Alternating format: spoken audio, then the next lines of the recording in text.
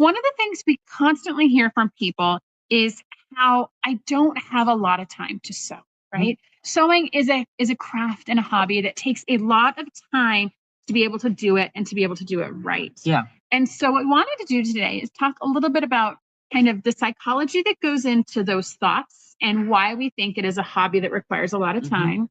And then we want to give you some inspiration for some projects that can be done in a short period of time. So we want to attack this problem from both directions.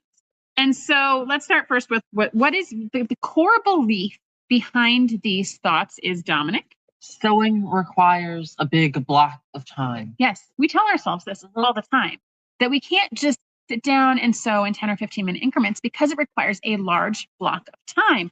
And I want to kind of there's notes put here that really kind of sang true to me. And that's nobody says, I can't read unless I have 4 hours. You read 6 pages before bed. Of course, it's okay to read 6 pages before bed. You don't have to sit and read for 4 hours at a time. Only this one can do that. Yeah. All right. And nobody says, I can't garden without a whole Saturday. No, you go and pull weeds on your way to the car every day, right? Or you grab mulch and you do a little bed at a time, right? And I feel like for some reason, we have committed that sewing is all or nothing. I either sit for 4 hours or I can't do it at all. And I want to take and break apart that mindset a little bit because that's not the way it has to be. It doesn't have to be, I have to sew all day on Saturday. Well, mind you, if your deadline is Sunday, you will be sewing all day on Saturday, which is a construct that we put on ourselves. But sewing does not have to be an all or nothing. And the way that we feel guilty about it and the way that it's like, oh, we don't have 4 hours to commit to it, it's a special tax that we are putting on ourselves. Yeah. And so the idea that we want to approach is a different way of looking at this. And it's how to make our time more usable in what we have to fit our varied lifestyles. And so the first step is we got to take out the setup tax. We're going to kill the setup tax. It is gone. And so what do we mean, Dominic, when we say setup tax? The things you have to do before you can start sewing, the getting the machine out, the threading the needle, getting the fabric, all of that. Yes. Michelle does 15 minutes a day. So this is great therapy. She's going to be right. She might be able to share some fun tips with us too, but we're going to kill the setup tax. And so before you even hit your pedal to start stitching, all the things that you require before you can start, you got to wind the bobbin. You got to figure out where your fabric is. You got to find it on a shelf. When you find it on a shelf, all of a sudden you're doing 6 other projects because you're cleaning this up and you're sorting this and you're organizing. All of those things, you got to find your place in the pattern because you've left it there. Deanna's right. Clean the machine. You got to oil the machine. And before you know it, 15 minutes has gone by and you've sewn nothing. Great. You've literally had all this time and investment to just, you gotta go get the iron, set up. And so how do we kill the tax? So we have a whole bunch of tips on how to kill this tax. So mind you, they're not going to work for everybody. And these might be some things that you already do and you still have some taxes. So these are things to think about is what is the time you're investing before you start sewing that you might find other ways to eliminate so you can literally sit at your machine and start to sew. So Dominic, what's the first one? Make sure the machine stays out and threaded. As we mentioned, you have to schlep the machine to your table, get it unpackaged, wind the bobbin, thread it, thread the needle. But if you make sure it stays in that state, then you don't have to do all those setup chores. It's not feasible for everybody, right? So like if you're sewing in a small space or on a dining table, you might have to be one of those people that sets it up and takes it down each time. And that is totally fine. But the idea is just to kind of minimize that setup with the machine and even keeping it threaded, making sure that you're thinking, when is the next time I'm going to use my machine and setting your future self up for success when you end your project. Like if you know, I'm going to be switching to a blue project, maybe pre-thread your machine with blue before you leave your project for the day and give your future self a gift of it already being set up for you. The second thing is to leave yourself a note of where you finished a project. And so I will give a real example. I did this just last night. So I was in the middle of a retreat quilt and I have all the fabric out and on the table. And if I just show up tonight and I look at all this fabric, I have no idea where you are in the process. I have to remember all the logic, all the planning, all the sorting, all the organizing I did last night if I'm just looking at a table of fabric. And so what I did is I said, step 1, I'm going to do this. Step 2, I'm going to do this. Step 3, I'm going to do this. And so I itemized it out. So today when I come back to it, I start here and then I go to here and I go to here. And so, yes, so it's leaving yourself a note, and that's giving your future self a gift. So you don't have that startup of having to get back to the mindset you had last night when you were in a flow state, and then today when you're in a new state. Yeah. Right. And the idea is, and we do it here in the shop a lot when we have our processes, is we really don't want to rely on our memories because we're going to sleep between now. Memories are unreliable. Memories are historically unreliable. Yes. Eyewitness testimony, historically unreliable. Remembering what you did last time you're at your sewing machine, unreliable. So Michelle says she marks off her CC instructions. And so that's actually a fantastic tip as well when you're working with the pattern, is to mark off when you've done certain steps. Or actually, if you don't want to mark your patterns, put a post-it there and say, ended here. And I even put a post-it note on one of the things that I was sewing last night and said, missing 2 pieces here, done. So when I get the pieces tonight, I don't have to hunt and find and remember which quilt I was working on. I've got them. Yeah. The third one is stop at a good stopping place on purpose. Yeah, what does that mean? Don't sew until you're out of time. Sew until you're nearly out. Right. And so making sure that you're stopping with intentionality. And so where we find a lot of time wasted is if you're like, I have to end at 10 o'clock because I have to leave and I have to go somewhere. And so you end up mid-stitch. And I've done this before, you guys. I'm so guilty of like, I'm sewing a long seam and I just leave the needle in and turn the machine off and walk away. Like, that's not ending with intentionality. No. That's ending because I had someplace I had to be. And so whenever you feel like it. Yes. And so making sure that you're stopping with an intention. So you've finished an entire step of a process, or you finished doing one thing, right? And so make sure that you're stopping with purpose versus stopping midstream, because your future self is going to come back and be like, what was I thinking? And to be clear, I've done this. I know you have done this. So please make sure that you're like eyes wide open about this. You're like, what was I thinking? Yeah, what was I thinking last night when I ended this? Like, if I'd have just taken 5 more minutes, I could have ended with purpose and intentionality. All right, let's see here. Number 4.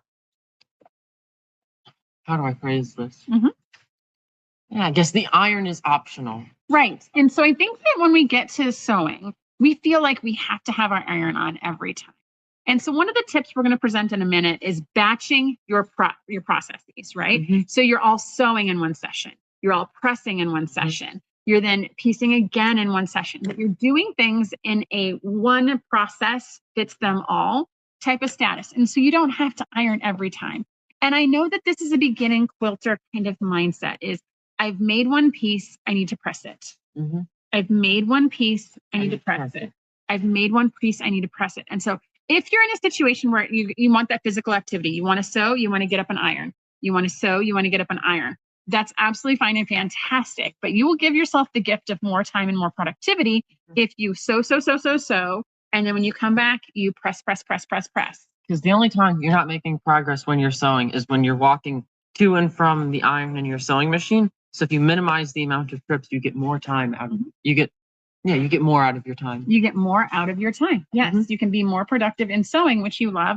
Some people like ironing and pressing. If that's you, then you do you. These are just tips and tricks to think about as you're sewing, that maybe one seam and then press might not be a super strong answer. All right. Yeah.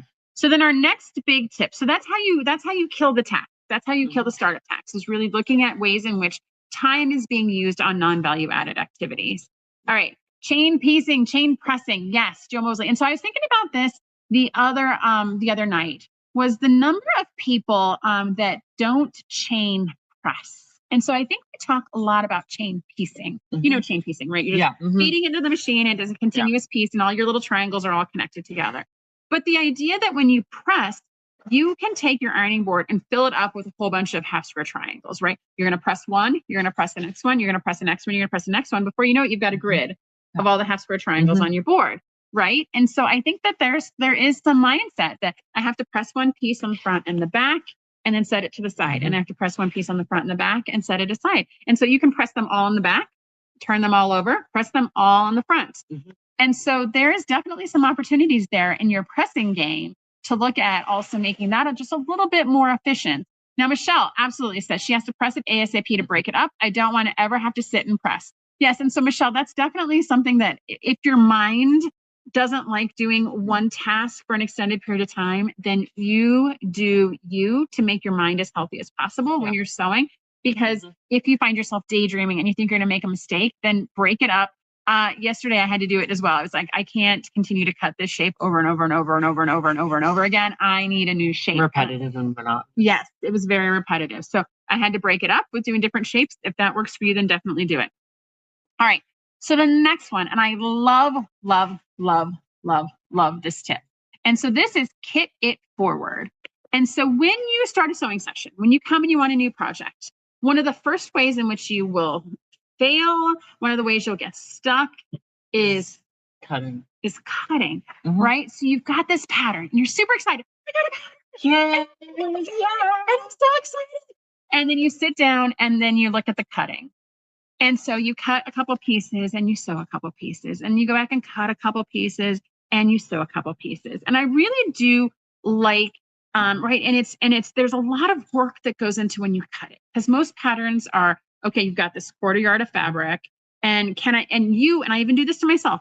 Can I get 3 pieces out of this piece? And if I turn it, if I rotate it, if I remeasure, and if I do this, and if I turn it side, and if I stand upside down, and if I put it over my head, I'm going to get 16 pieces instead of 4, and I'm super efficient. I'm going to have extra fabric left over, and I've got to figure out what to do with my scraps.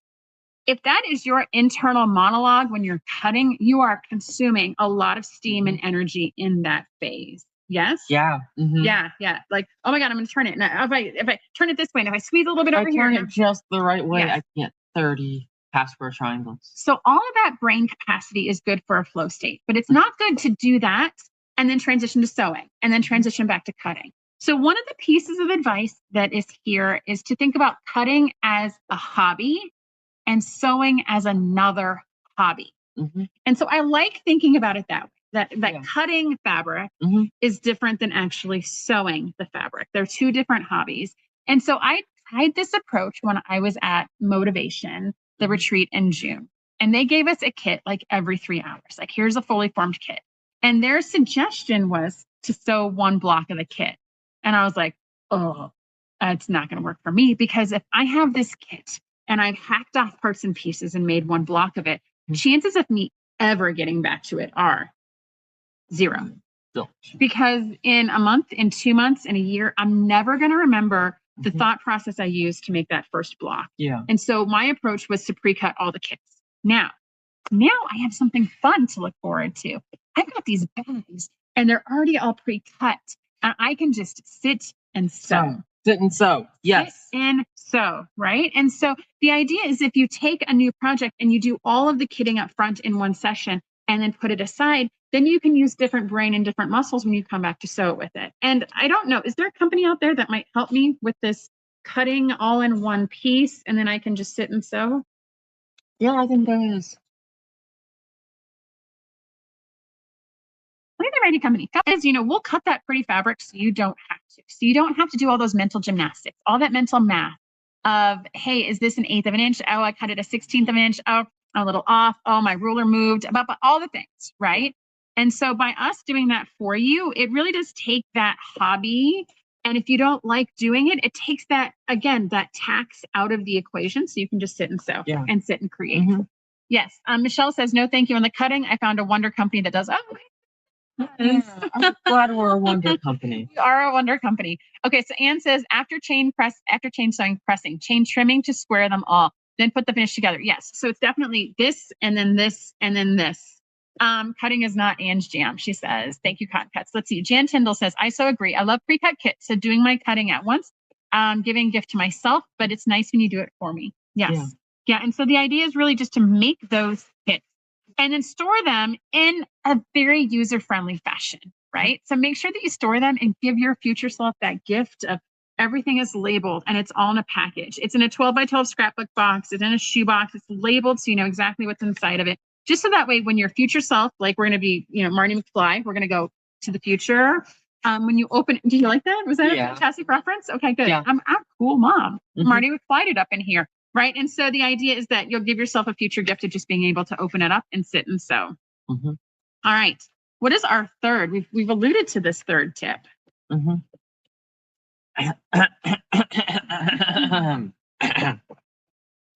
You want to do it in batches, like your factory. I mean, we don't want to think about a hobby as a factory, but think about it like you're a factory of the efficiency of a factory. The efficiency of a factory, right? I mean, we want to make sure quilting and sewing still stays fun. Mm-hmm. But the idea we've talked about it is do one step well and completely, right? That shifting of gears, the cutting, the sewing, the pressing, the cutting, the sewing, the pressing, the cutting, the sewing, the pressing, all of those gear shifts in your brain wear down over time. And that's where you can really just mentally get so fatigued. If you've sat and sewn for 2 hours and you've cut and sewn and ironed and cut and sewed and ironed in that 2 hour time, and if you've made those transitions all those times, you're going to wear down your mental gears in this process. And so, yes, do one things many times.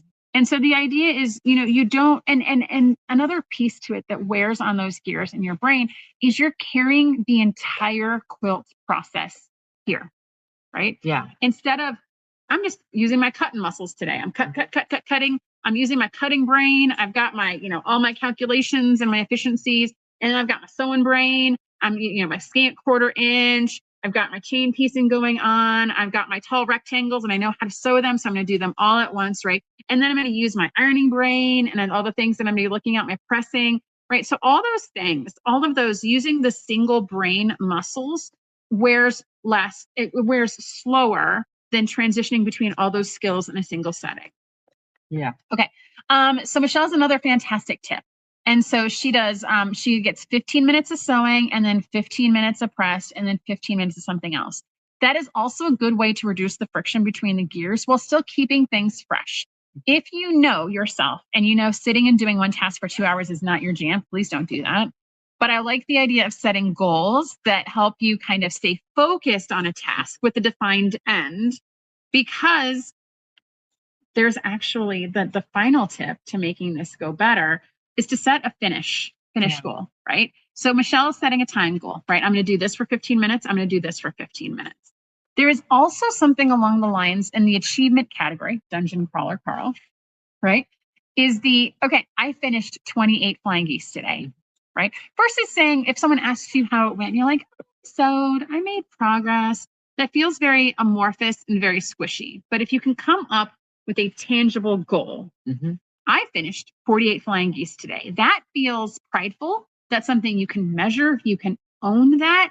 And it's almost like a status bar. And that way you know where you're progressing versus like, this project is never going to end. I never know when I'm going to finish this quilt. And please tell me, everyone has said this to yourselves. I get it. I know it. I'm never going to finish. Despair. If you feel that, right, breaking it up into achievements will help you along your progress, because you almost have a progress bar that you can look. Savannah says she's guilty, and me too. I'm like, oh, I'm never going to get this done. But when I do a puzzle mystery quilt, I'm like, okay, I'm 5 clues done. I got 4 more to go. I'm feeling great. Yeah. Right. And of course we're usually math oriented as quilters. I'm still like, oh, 5 is what percentage of 9, Dominic? Done. Boom. What's 5 as a percentage of 9? Well, it would be roughly 55%. Roughly 55%, right? So you're like, I am in the, like, always doing those mental gymnastics, and that keeps my brain happy because it's my progress bar and I know how far I'm getting, versus just saying, I worked on it today. I worked on it a little bit today. And I feel like those achievements keep you going and keep you motivated, right?